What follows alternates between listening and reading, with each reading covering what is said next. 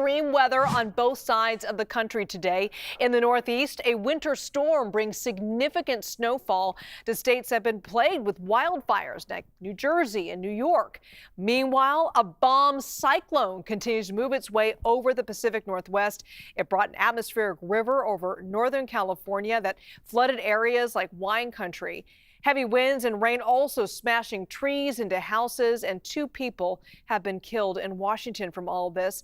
Now, the storm is also causing widespread outages, most of them happening in Washington. More than 185,000 customers there are without power. That's according to utility tracker poweroutage.us. The state's biggest power company, Puget Sound Energy, says crews are working to get most of that power restored. Meanwhile, in Oregon, that number is more than 1,700 that are in the dark. And more than 14,000 homes do not have electricity in California. Jess is keeping an eye on the status of this bomb cyclone, this massive storm that's hitting the Northwest. Where is it now, Jess? It's widespread throughout the Pacific Northwest, the impacts especially. And as we head into the coming days, we'll continue to keep a close eye on downed trees and power outages widespread throughout our communities from Seattle down into Portland, Oregon, and down into the Bay Area, too. Now, mind you, this exact same system has brought in heavy rain and snow and winds so far throughout the Pacific Northwest, and we're not done just yet. Take a look behind me real fast. What's happening right now is there's this area of low pressure underneath that bomb cyclone we've been talking about all week long. It's sweeping underneath it, and it's actually creating what scientists call the Fujiwara effect.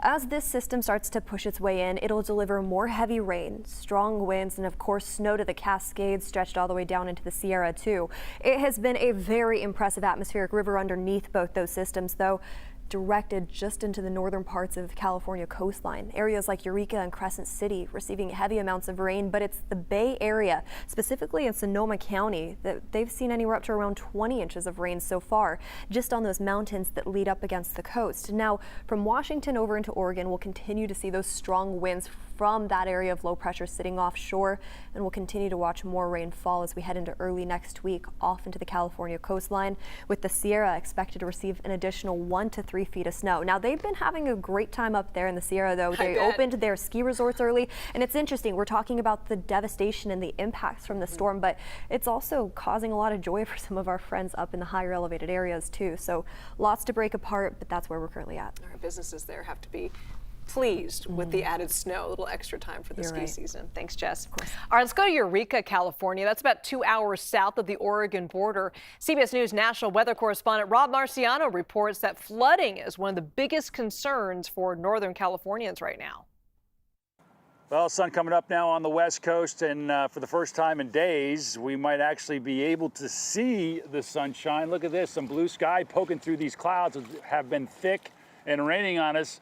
Well, since Tuesday or Wednesday, the atmospheric river has shifted a little bit farther to the south right now. That next cyclone that intensified overnight has moved up the coastline. It's pulling in a little bit of dry air, at least for now.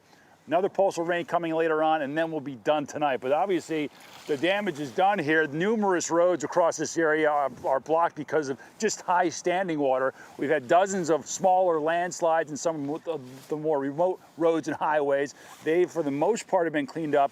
But down in Santa Rosa, where they've had record rainfall across Sonoma and parts of wine country, I mean, that probably is the hardest hit, and there's still raining falling down there. But the atmospheric river's got the rivers and creeks still rising here. The Eel River, just down the road that way, has flooded some areas, some communities down there, and that continues to rise. It will crest later on today to a level it hasn't seen since at least 2019. So remarkable impacts here across parts of Northern California as this atmospheric river begins finally to wrap up. But there will be on and off rain through the weekend, so still saturated ground, still gusty winds with this cyclone, so there's still maybe some trees coming down, but we just need to get this thing out of here, get some more dry air coming in, not a moment too soon. Back to you.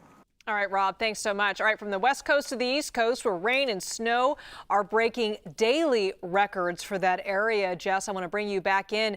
You know, this area has been dealing with wildfires. Now it's extreme weather. They're not getting a break. They're going from one extreme to the next. So from that storm that's off into the Pacific Northwest to the one that's sweeping throughout New York City right now, delivering rain and snow throughout the mid-Atlantic and all throughout the Northeast. Here's what's happening. We have been breaking daily records in areas like LaGuardia, JFK and Central Park in New York City receiving over an inch and a half so far. Now, we continue to keep a close eye on the snowfall totals too. Areas like New Jersey, Highland Lakes receiving over 8 inches so far from this system that continues to swirl throughout that region. Now, like Liz mentioned, it was just a few days ago, literally a few days ago, we were still dealing with brush fires and, of course, lots of dry conditions from a very dry October. We were breaking records in the month of October for being the driest we've seen in a very, very long time, and now we're seeing that rain that's breaking that stretch of dryness. Now, with anywhere from Syracuse all the way over into areas like Providence in Rhode Island, we're receiving close to around an inch of rain, and the snow is pretty impressive too, especially along the Appalachian. It's a lot smaller of numbers up into northern New York currently, but we will continue to see more of this as we head into the next 6 to 10 days, wide stretch throughout that region, and we'll have more on that coming up in just a bit. For now, over to you, Liz. All right, Jess, thank you. CBS News New York's Christina tells us how the snow in New Jersey is a much needed change for a state, as we mentioned, that's been dealing with fires and drought in recent weeks. Good morning. What a weather roller coaster we have been on for the last few months in New Jersey. We started off with a period of prolonged drought, then we had explosive wildfires, and now we are driving through snow here in northern Jersey.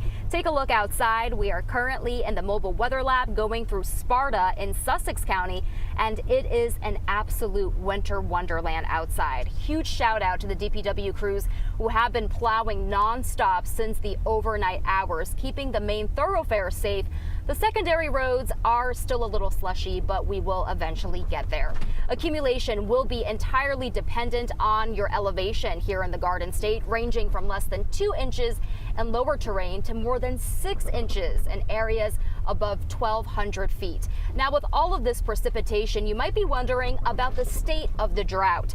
Burn bans have been lifted across New Jersey, but it doesn't mean we're out of the woods just yet. Officials are still urging people to use caution when dealing with open flames.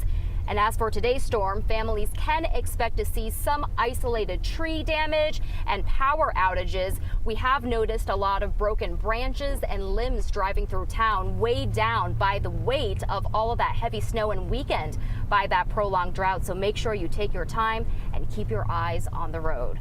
Reporting from Sussex County in New Jersey, Christina, CBS News, New York. Amazing to see how the conditions in that area changed like that.